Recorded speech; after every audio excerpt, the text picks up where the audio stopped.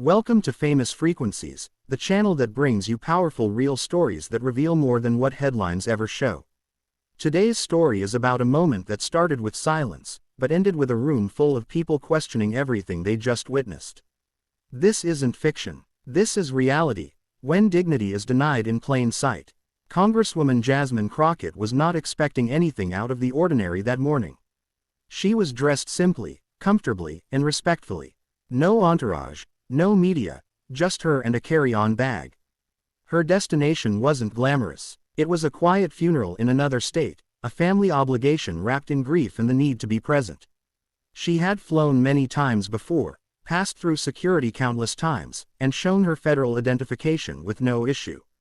That morning should have been the same. She arrived at the airport early, like she always does. Walked up to the gate, ready to confirm her seat, when something unexpected appeared on the screen. Her boarding status had changed. Her name, once in the upgraded section, now placed in standby. A mistake, she thought. Maybe a technical glitch. Politely, she approached the counter and asked the gate agent for clarification. That's when everything began to unravel. The first agent barely looked at her. Dismissive in tone, short in words. He told her there was no record of her being upgraded and that standby was all they could offer now. Jasmine calmly explained that she had received a confirmation, showed the email, and then presented her government-issued federal ID. That moment, the very instant her title and ID entered the conversation, something changed in their demeanor. Instead of clarity, she received suspicion.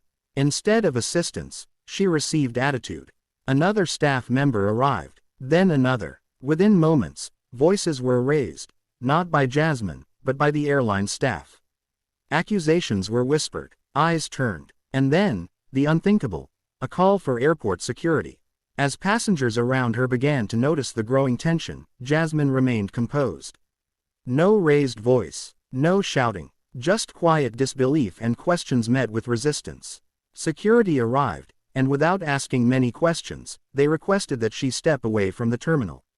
Again, she asked for clarification, repeating that she was a congresswoman traveling to a family funeral and that there must be a misunderstanding. But her words were drowned by protocol. Her ID was dismissed as irrelevant. Her presence was treated as a disruption. And without any chance to speak to a supervisor or resolve the issue, she was escorted out, with dozens of stunned passengers looking on. Outside the gate, Jasmine stood alone for a moment. Not angry, not panicked, just still. She checked her phone, texted her husband, and waited. It wasn't long before everything changed again, but not because of her. Because of who walked through the doors next. Her husband arrived, calm, tall, confident, but not someone you overlook. He wasn't loud either. He didn't need to be. One look from him and the energy shifted. He asked no questions at first, just walked straight up to the counter and requested to speak to the manager. The same staff who moments earlier had raised their voices now found themselves silent. It was as if they sensed the mistake. But they still didn't know the full weight of who they had just dismissed. When the manager arrived, Jasmine's husband calmly explained the situation, that his wife was a sitting member of the United States Congress, wrongfully removed from her flight without cause, treated with blatant disrespect despite following every rule. He showed the same ID. He showed the same email confirmation. And this time, the tone was different. Apologies began flowing. Offers were made. Suddenly, the system could be checked again. But he wasn't done. He asked for a written statement from every staff member involved. He requested access to surveillance footage. He reminded them of the consequences of discrimination, not as a threat, but as a statement of accountability. He spoke for his wife, who had remained composed and quiet throughout, not because she couldn't speak for herself, but because she had already seen how they viewed her presence. The manager's face changed. Realization hit. The mistake was no longer a minor incident. It was now a public relations disaster waiting to unfold. And still, Jasmine did not raise her voice. She stood beside her husband, calm, proud, and dignified. A woman wronged, but not broken.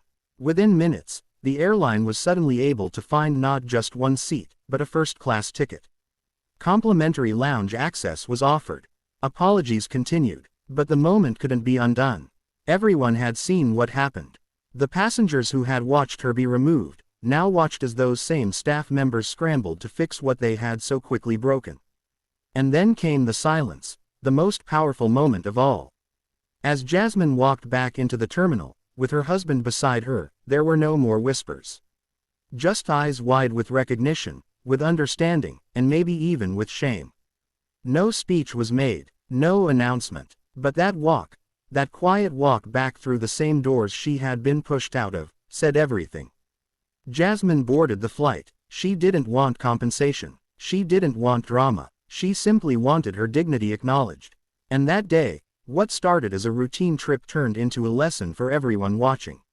A lesson about assumptions, about power, and about how easily respect can be denied, until the wrong person is treated like they don't belong. Later that week, the story quietly circulated among staff, eventually reaching news outlets. The airline released a statement claiming internal investigation, but for those who witnessed it, the reality was already clear. This wasn't about fame. It wasn't about a title. It was about what happens when a woman of color, even a congresswoman, is treated as less simply because someone chose not to look past the surface. And for Famous Frequencies, this story isn't just about a single incident. It's about the broader truth, that dignity should not depend on recognition. That no one should have to prove their worth to be treated with respect. And that sometimes, the loudest message is delivered in absolute silence. So the next time someone questions why stories like this matter, remind them, it's not just about headlines or viral moments. It's about the people behind them. It's about the right to be treated as human.